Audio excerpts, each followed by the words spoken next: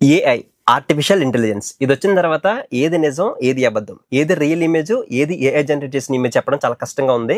అంత న్యాచురల్‌గా మనకి ఏఐ టూల్స్ అనేవి వర్క్ చేస్తున్నాయని చెప్పొచ్చు. అంటే అంత న్యాచురల్‌గా మనకి ఫోటోస్ గానీ, వీడియోస్ కానీ ఏఐ అయితే జనరేట్ చేస్తుంది.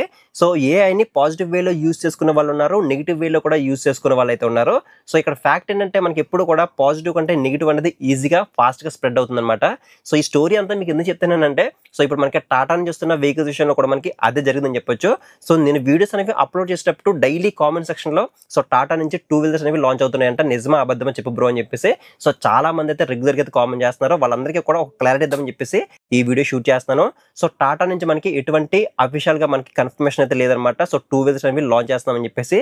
సో, మీరు ఇమేజెస్ చూస్తున్నారో అవన్నీ కూడా మనకి గూగుల్ జెమినీ గాని లేదంటే పెర్ప్లెక్సిటీ గాని ఇలాంటి ఏఐ టూల్స్ యూజ్ చేసుకొని సో, కొన్ని ఏఐ జనరేటెడ్ ఇమేజెస్ అనేవి జనరేట్ చేసి మనకి పబ్లిక్‌లో మనకి ఇవి అయితే రూమర్ అయితే స్ప్రెడ్ చేస్తారని చెప్పొచ్చు. సో, వాటిని యూజ్ చేసుకునే వాళ్ళు ఈ వెహికల్ అనేది మనకి 110 సీసీ వెహికల్ 90 కిలోమీటర్ మైలేజ్ ఇస్తుంది. అలాగే 46,000 రూపీస్‌కి వస్తుంది.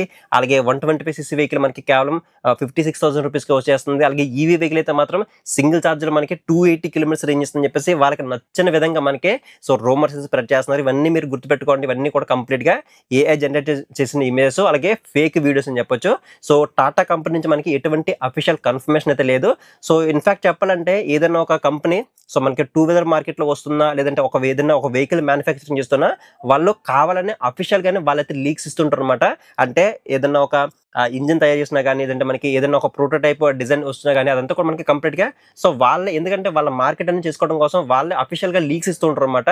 సో, ఏదైనా టెస్టింగ్ జరుగుతున్నప్పుడు కూడా మనకి కొన్ని అఫీషియల్ లీక్స్ వస్తుంటాయి. సో, అటువంటి లీక్స్ అయితే మాత్రం ఎటువంటిదైతే మనకి టాటా కంపెనీ నుంచి మనకి లేదు కాబట్టి సో, మీరు ఏవైతే ఇమేజ్ చూస్తున్నారో అవన్నీ కూడా మనకి కంప్లీట్‌గా ఏఐ జనరేట్ చేసిన ఇమేజెస్ అలాగే ఫేక్ వీడియోస్ మీరైతే చూస్తున్నారు కాబట్టి ఫేక్ ఆర్టికల్స్, ఫేక్ ఇమేజ్ మీరైతే చూస్తున్నారు ఇంత గుర్తుపెట్టుకోండి.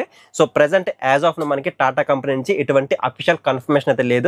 సో, టాటా కంపెనీ ప్రెజెంట్ అయితే మనకి ఫోర్ వీలర్ మార్కెట్‌లో అయితే ఉంది కదా!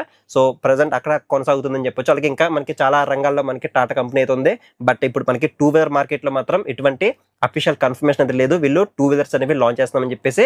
సో, మీరు ఏవైతే చూస్తున్నారో అవన్నీ కూడా మనకి కంప్లీట్‌గా ఫేక్ అనమాట.